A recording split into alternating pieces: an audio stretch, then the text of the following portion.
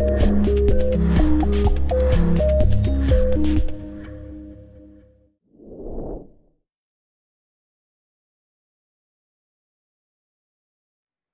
morning, Changemakers, and welcome to the second week of our Environmental Changemaker series brought to you by Environmental Scouts. You are no doubt joining us to hear from 4 incredible young leaders from Heirs to Our Oceans. I am Adriana Gleasner, co-founder of Environmental Scouts. I'm a mom and education consultant, and like most days, a proud teacher. Environmental Scouts is the vision of one of my students. With the help of her parents, Brooke's idea for an environmental club for kids has quickly grown into an opportunity to connect individual changemakers and nonprofit organizations to share their resources and ideas for an amplified impact. There are so many groups already doing this amazing work, varied work all over the world. There are materials and initiatives just waiting to be discovered. So we proudly bring you the Environmental Changemaker series to amplify those voices and to help you find yours.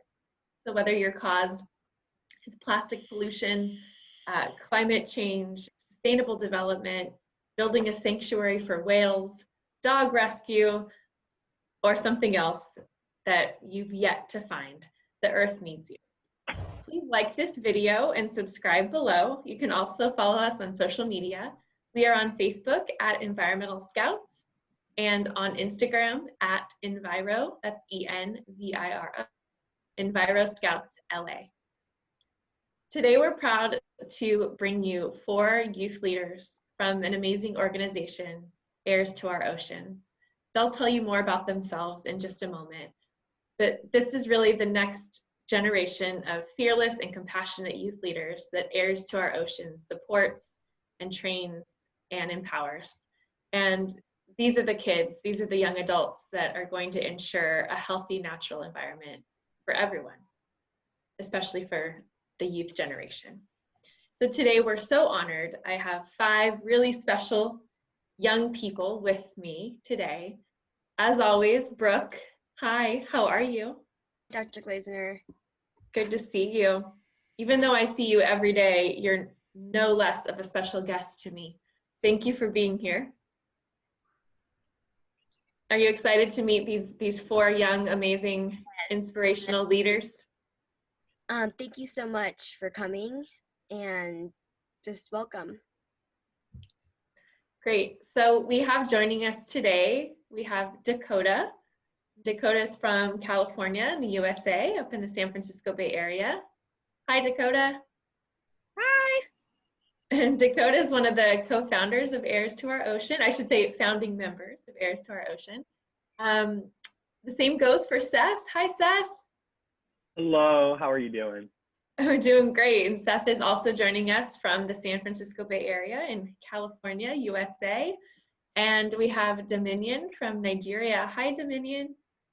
Hello. How are you today? Fine. What about you? Doing great. We're all just waking up. I think you guys are wrapping your day up over there. And we also have Ellie from Kenya. Hi, Ellie. Hello. Thank you so much, everybody, for joining us, all 5 of you. So in just a moment, we're going to hear from these 4 incredible change makers and get to know them and their individual passions and causes and see how they are all united by the incredible organization Heirs to Our Oceans. And then after the presentation, we'll have a chance to talk with them and find out a bit more about them as individuals and as youth leaders. So without further ado, let's hear from our Heirs to Our Ocean incredible youth leaders. You guys can take it away. Thank you, Adriana. Take it away, Seth. All right, so Heirs to Our Oceans is a nonprofit organization that was formed by youth and for youth. Everything we do is to create a better world for our generation and for future generations to come. Heirs to Our Oceans educates, empowers, and connects youth from all around the world to create climate action and to make a better world on our blue planet. We understand that all youth, everyone in our generation, must 1, be brought to the table in processing humanitarian crises and environmental degradation, and 2, must be given opportunities to learn about the huge problems we'll be inheriting and provided skill sets to start being a part of the solution and not the problem. One of our most effective programs we have is our Summit for Empowerment, Action, and Leadership, or SEAL. For the past 3 years, SEAL was in person where youth from all around the world came together for 2 weeks of intensive learning to learn about the human impacts on our blue planet. This year, though, due to the COVID-19 pandemic, we, Heirs To Our Oceans, hosted our first ever virtual SEAL, which was a 6-week filmmaking intensive where youth from around the world came together via Zoom and in teams created films about different problems facing our planet and what can be done about it. Some of the magic of SEAL is we get to learn from each other about the different impacts we are all facing. And what myself, Seth, Dominion, and Ellie have learned is that all of our different communities are facing the problem of water insecurity. And although all of them are slightly different, it's all interconnected. Yeah, the water crisis happens to affect all humanity. And this is bringing a need to the whole population. And the fact is that the world's population is increasing each and every day. And it's bringing about the demand of water also in the rise. As everyone is affected, it may be directly or indirectly, and this is calling for inclusion of all groups of people, regardless of your race, your region, and all form of groups. The fact is that we need water for life. It is a basic human need and which should be accessible for everyone, safe for drinking and also for every human being. But this is not the case. My colleague Seth will take us through oil and drilling, which is an area that he's really passionate about. Thank you, Ellie. An area that is of particular concern to me when it comes to water pollution is fracking and oil drilling. According to BBC News, fracking is described as drilling down into the earth before a high-pressure water mixture is directed at the rock to release the gas inside. You may be wondering, why is fracking so dangerous? In order to extract these hydrocarbons, a mixture of water and chemicals must be injected into the ground. Unfortunately, some of these chemicals are cancerous. These cancerous chemicals include benzene and radium. Benzene is often used as an antifreeze and to disperse oil, and radium is completely radioactive, so this should not be in our fresh water. This map here on the next slide shows all locations of fracking in the United States. As you can see, fracking is widespread all across the US. In states such as Texas and Colorado, over 3.6 million gallons of water are needed per every single fracture. In 2010, the US Environmental Protection Agency estimated that 70 to 140 billion gallons of water were used to fracture just 35,000 wells in the United States. This is more water than what was used by the city of Denver, Colorado in the same period of time. Denver has a population of over 720,000 people, making it one of the largest cities in the United States. According to Greenpeace, between the years of 2005 and 2009, the 14 leading fracking companies used 780 million gallons of various different chemicals. According to the House Energy and Commerce Committee here in the United States, an investigation found that between those same exact years, 2005 to 2009, oil and gas companies used 29 different chemicals in their fracking fluid known to cause cancer or other very serious health risks.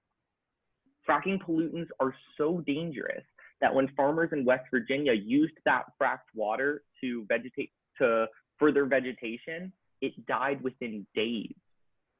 Besides cancer, other symptoms from consuming fracked polluted water are strong respiratory problems, sleep deprivation, and major issues during pregnancy. This is affecting the next generation because when you affect pregnancy, you affect the future. Remember, everyone, this is supposed to be the water that we drink. Another major problem is oil pipeline spills. In the Canadian province of Saskatchewan, a pipeline broke and spilled 66,000 gallons of heavy oil into their main source of fresh water. This community has over 35,000 people in it, and all of their drinking water was contaminated after this spill.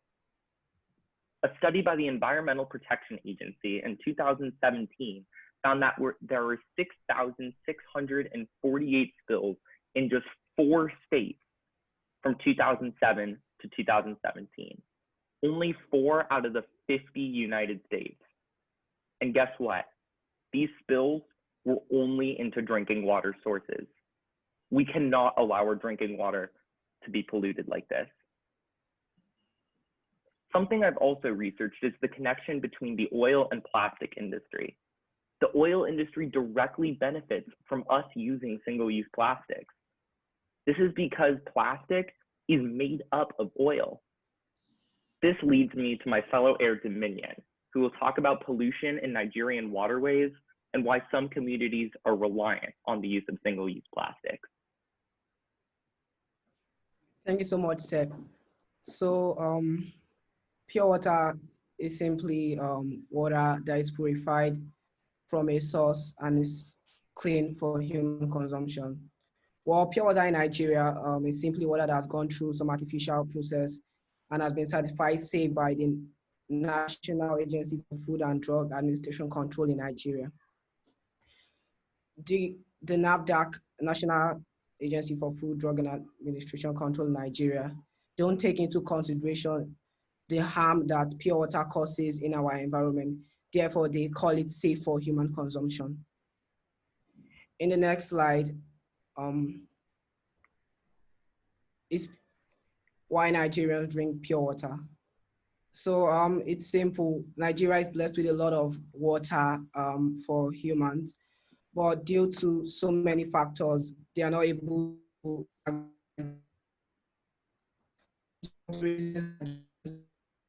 include pollution, inaccessibility to clean water, and poverty. Is pure water safe? Well, pure water is not by any means safe because it not only does it affect humans, but affects our environment and the ocean. Plastics take up to 450 years to biodegrade, make up to 15 generations, making it really dangerous. And sometimes these plastics harm our environment. Why plastics are not the solution? Plastic pollution. So plastic have traveled really far. They travel from different shores and end up in different places.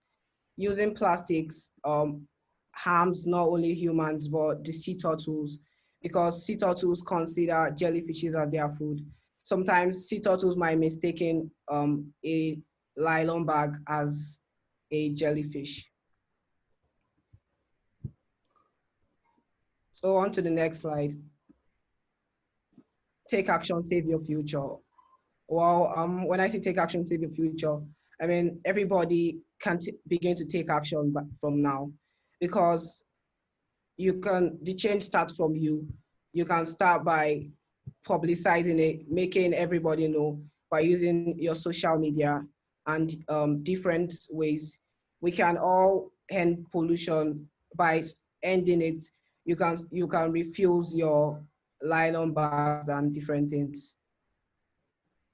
Well, Nigeria is not the only country that faces plastic pollution and pure water pollution. Heirs in California also experience similar problems, and my co-heir Dakota will talk about that. Thanks, Dominion. So, as Dominion said, both of our communities are both facing these water insecurity issues. And here in Northern California specifically, our main drinking water problem is nutrient pollution. So what is nutrient pollution? Well, in basic terms, it's when nutrients, usually mainly nitrogen and phosphorus, are added into bodies of water. and it usually results in a multitude of problems ranging from nitrate poisoning to harmful algal blooms. And although I could go into so many of them, I'm going to focus on the poisoning of drinking water due to harmful nutrients. So there are many sources from which these nutrients can come from, including manure and chemical fertilizer. And today I'm going to be focusing on the chemical fertilizer aspect. So chemical fertilizers are synthetic nutrients, usually nitrogen and phosphorus, that are added to crops in order to get them to grow faster. And synthetic fertilizers have actually been used for many, many years, starting in the pre- and post-World War II era, when the nitrogen was actually a major component of the TNT used in the nitrogen bomb. So after the war, numerous plants that were designed for the production of nitrogen remained. And then those plants were turned and used to produce ammonia for chemical fertilizers. And the industry continued to grow over time. And according to the EPA, as global demand for grain grew, the US consumption of chemical fertilizers peaked at 24 million tons in the year 1981.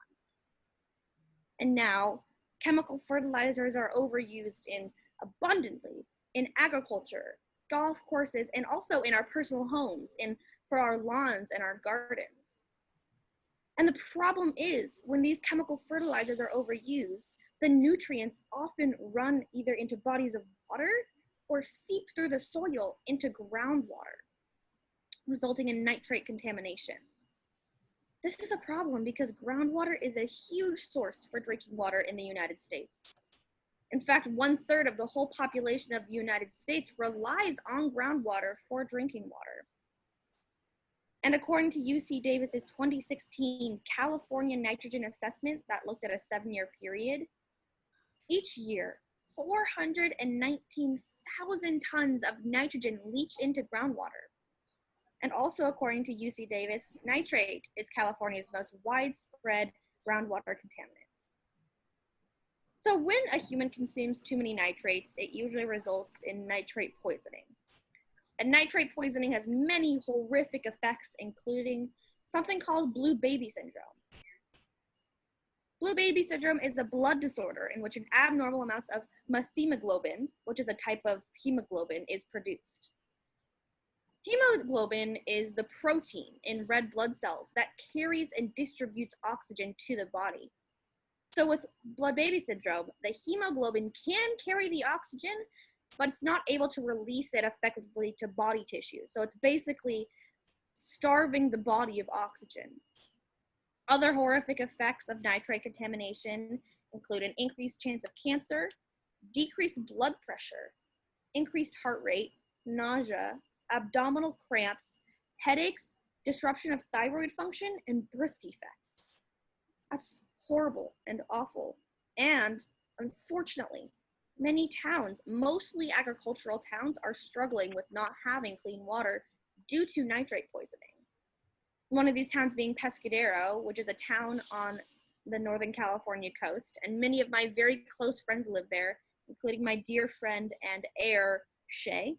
And she wrote something about the crisis there for me to share with you all.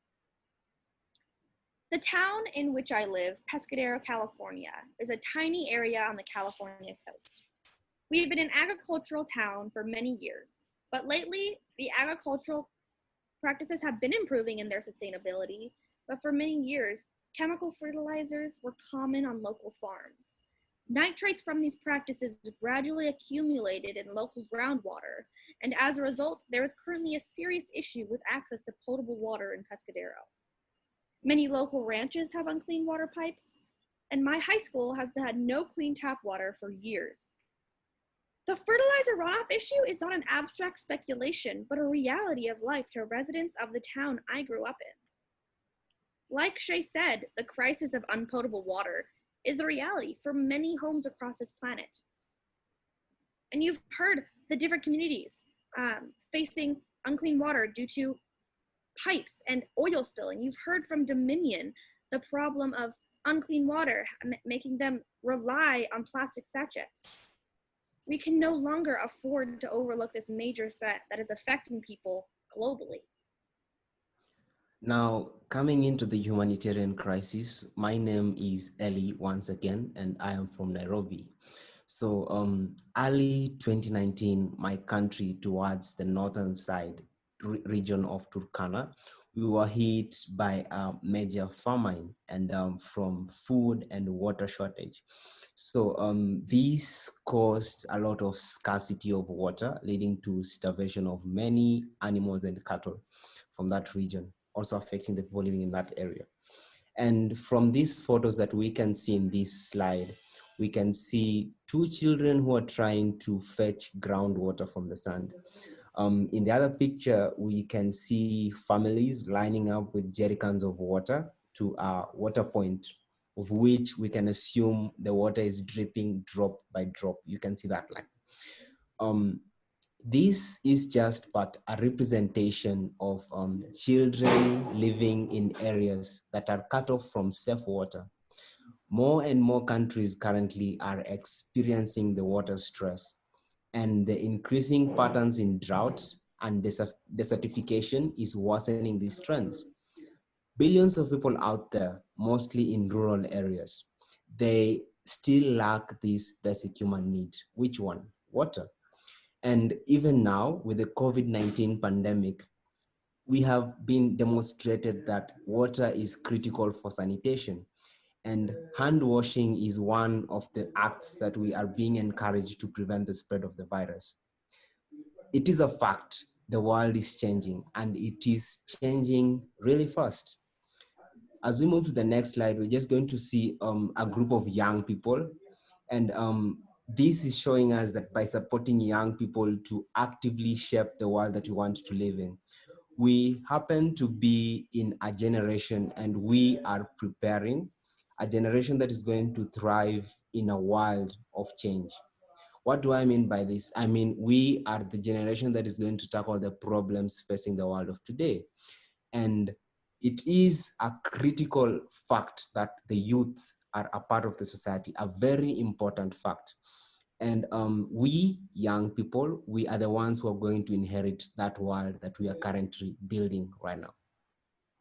Moving to the message of the SDGs, we still, the youth, we have an important role when it comes to achieving and accelerating the Sustainable Development Agenda. And the message here is leaving no one behind. So the SDGs, they were introduced by the United Nations, and they're purposed to produce a set of universal goals that would help us combat environmental, political, and economic challenges that the current world is facing. And this is a universal call, an action to end poverty, to protect the planet and improve the lives of everyone everywhere. And these 17 goals, after them being adopted, we are a part of the agenda for Sustainable Development Goals. And right now we have a 10-year gap after they were introduced. But let us trickle down and focus on SDG number 6, clean water and sanitation. The goal in here is to have safe and affordable drinking water for all by 2030. And this will require us to invest in adequate infrastructure, provide sanitation facilities, and encourage proper hygiene.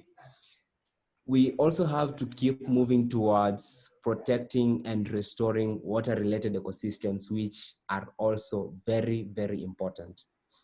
So the water crisis and water demand, the water demand is projected to grow and increase dramatically by 55% by the year 2050. And this is going to pose a challenge to us. As this population grows, it means that they will need more water, and this will cause water stress to some regions. Now, the question that we should ask ourselves is that, will this be sufficient for the population by then? And food for thought on that. Yeah, I will invite my co-heir Seth to take us through some of the solutions that he has for water crisis. Thank you, Ellie. One of the ways that Heirs to Our Oceans finds solutions to issues like this is by educating youth. We must all come together to be educated about our water crisis. We do this by doing presentations at schools, speaking at events like this, or through our Summit for Empowerment, Action, and Leadership, or SEAL. Through SEAL, we also do policy work. So one of the best ways which youth can use to solve real world problem is policy advocacy. Youth now can take action by speaking to our leaders to solve real world problems. For example, at our Summer for Empowerment, Action, and Leadership last year in 2019, we all went to the California State Capitol where we talked to the California State Congress members about a super, super important bill to reduce plastic pollution. These are sister bills, SB 54 and AB 1080, and they're also known as the California Circular Economy and Plastic Pollution Reduction Act. Basically, this proposed law would reduce all single-use plastic packaging and serviceware in California by 75%, and it would ensure that the remaining items were all reusable, recyclable, or compostable by 2030. This is a huge leap and is so necessary right now. And Heirs To Our Oceans is working really, really hard to get this passed. Both bills will be taken up for a vote in August 2020, and the legislator must pass the bills by August 31st, 2020, or the bills will be dead. So y'all as youth can take action. You can, if you're in the US, you can start calling your local legislators and have them vote yes for SB 54 and AB 1080. Yeah, so I was there alongside Dakota and my other teammates, and we're all able to talk to the leaders in California. And I was able to tell them how this problem is not only affecting California, but also comes to my own country, Nigeria. And I was happy that I was able to house my own view to everyone. Youth have so much power, and we can make such real world change no matter our backgrounds or where we come from. We are all specially connected by the water on our blue planet, which means we should all be a part of the fight to protect it.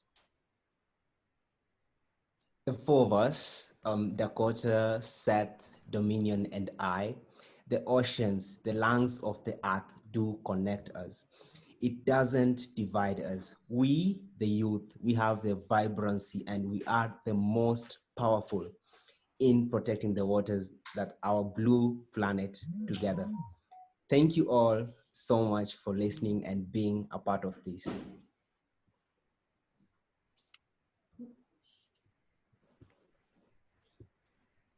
Thank you so much to all four of you, Dominion, Ellie, Seth, and Dakota. We so appreciate the education that you just gave all of us, as well as your individual perspectives. A couple of questions that I had, and I know Brooke will jump in here in just a moment as well. What do your communities think of the work that you're doing? Do you find a lot of support in like-minded individuals, or do you find that you're kind of the Lone Ranger, feeling like you're, shouting out into the void sometimes? What do you find is more the case in your community? I definitely find a lot of support here in California, especially in my community in the San Francisco Bay Area. I know a lot of people really care about our environment and care about the oceans. I think more of an issue is some people do not know how to get started or what to do. I think everyone is passionate about preserving our planet for our generation and for future generations to come. I think the issue more lies in people don't know how to get started. I know that in Pescadero, the small agricultural town that's really facing this issue, there are a lot of super powerful youth there who are actually working on it with me. And yeah, it's amazing to see all the powerful youth in the schools and who live in Pescadero who are really standing up and taking action for their hometown.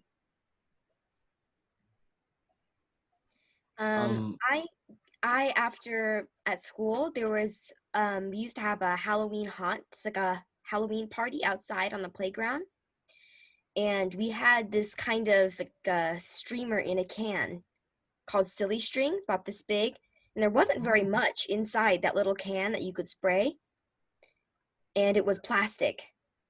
The silly string site claimed to have it be safe for kids and safe for the environment, but there was another website that said that it was very dangerous for your eyes.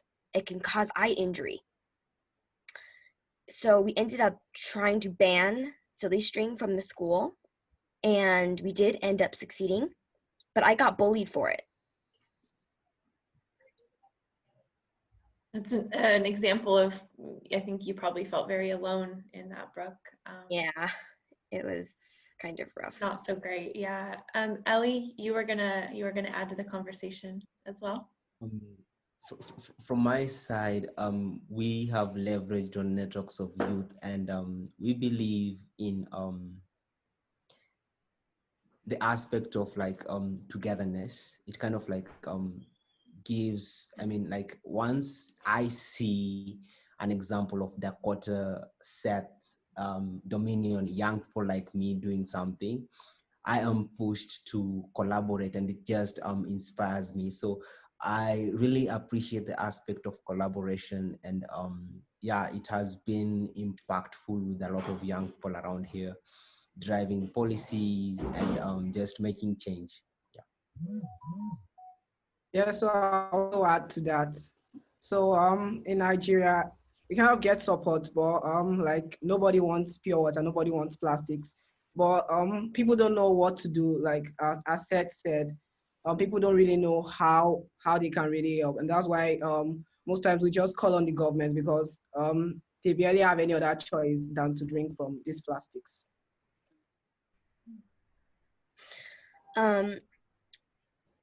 Wow, your presentation was so amazing, and water is such an important topic. It's tied to plastic pollution, nutrient pollution, global warming, our health, so many things. And our Environmental Scouts Changemaker series is showing us how all these environmental problems are related to each other. Mm-hmm. They can't be separated. Brooke, I was also going to tell these guests of ours, we talked to changemaker and climate activist Shea Bastida last week about the movie 2040. But let's back it up another 10 years. In your perfect world, what does our Earth and our societies look like in the year 2030? What do young people need to do to get there? Ooh, that's a big question.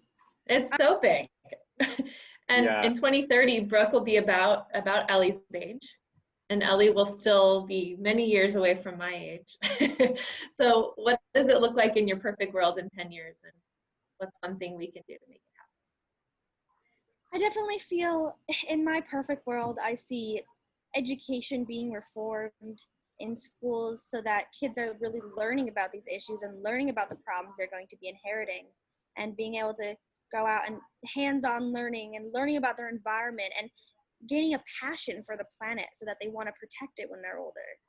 I see legislation being passed that's going to reduce our carbon emissions, that's going to reduce the amount of plastic, single-use plastics that we're producing. I see unsustainable fishing practices moving towards sustainable fishing practices. I know it's a big dream, but I see youth connected, youth from around the world, youth with different backgrounds coming together and being connected and standing up for their futures, and humanitarian crises being solved and people coming together. And yeah, does anyone want to add on that? Sure, I'll jump in really quickly.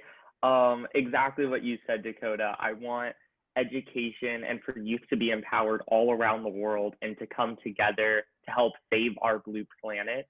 There's so many different issues facing our oceans and our nature just in general. It's hard to boil it down to just one thing. So I think everything starts at education.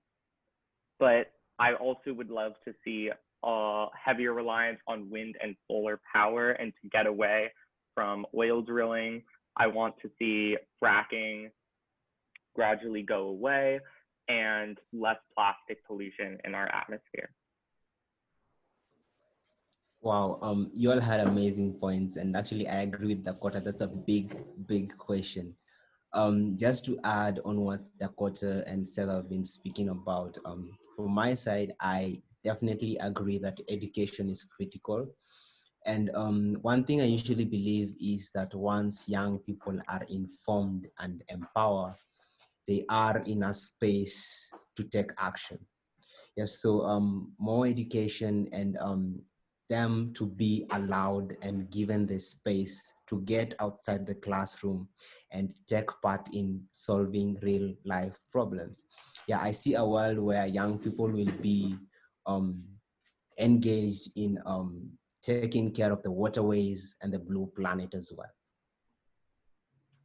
Yeah, so I cover everything my teammates have said. Well, I also want to see youth collaborate a lot to solve these real world issues. I want to see a change in government hearts. I want to see most people, like, I want the education to also spread around the world. And yeah, just How yeah, about you, that's it. Brooke? Yes, if any of you have heard of the movie 2040, it talks about all the possible futures that we can go down. The way we're going, the future isn't too great if we just keep doing what we're doing. We have all the technology to change the way we live and live in a sustainable way. It's just a lot of people don't want to or don't know. And I think my vision of a world in 2030 is much like the one in 2040. It's gardens on roofs, no more agricultural, like giant acre long farms, just little gardens on roofs, no cars, just bikes and scooters, all of that. And we could live, and it's a happy life. We have all these solar panels on roofs that they connect all the houses so that if one house is down, it can borrow electricity from a different house. That's awesome. Yeah, thank you all five of you so much. I know for sure I want to live there, and I want my kids to live there as well. Thank you so much. Can each of you close us out with one challenge, one action that young people can take today, this week, this month? It can be as specific or as general as you want, and no pressure. But if you would like to share one, this is your chance. Sure, I guess. Okay, I'll start and then you'll go right after Dakota. I want to say two, but I don't want to steal one from my fellow heirs. All right, So you get one, and then we'll come back and you can have a second one after. Okay, if it's not mentioned, then I'll say it again. One action that I think we can all do is cut down our beef intake as much as possible. This is a lens that we haven't looked at as much today, but it does so much good for our environment and so much less pollution goes into our atmosphere. So cut down beef as much as you possibly can. I'd say this one's pretty broad, but get passionate. You know, you have so much power. You can make so much change on this planet. Get passionate, get fiery, get powerful, because you can make real change. Yeah, I would say do not wait for tomorrow. Whichever challenge you feel compelled to take action to, do it now. And I just finish with this one statement. If many little people in many little places do many little things, all that collaboratively comes into one big action, and we can save our oceans and planet. Yeah. So since I talked a lot about plastics, so I want, like, everybody, anything that you have, like anything that has an alternative, any plastic that has an alternative, we should try as much as we can to cut down our plastics. Can I say one more thing? It's back to you. Yes, All right, please. thank you. I was gonna say call your local representative, and with any issue facing the environment, give your youth perspective, because we are going to be the ones that are going to be affected by the policy today. So our youth perspective is so important because we're going to be on this planet longest and affected by what's happening now. That's right. And I'll add to that, Seth. I've started to learn not to forget about the city or municipality level, because I think we've sort of gotten used to, maybe in the United States calling our, state representative or our senator, but I just want to remind all the young people, don't forget about all of the concentric circles of government, and don't leave out your mayor, your city council, your state legislature. And I'm sure to some extent that goes for anywhere that you are in the world. I think one really important thing I learned today is that little people like me can make big change. And I just think that's really important. You brought us together, Brooke, so you've already done so much, and we're proud of you. I'm proud of all of you. I'm honored to have been able to host this session and to give your voices the opportunity to be heard by so many people. So thank you again to Heirs to Our Oceans. You can find more information about Heirs to Our Oceans at h2oo.org and on Instagram and Facebook at Heirs to Our Oceans. Anywhere else we can find any of you? We're on LinkedIn, Instagram, Twitter. Yeah, I think you named them all.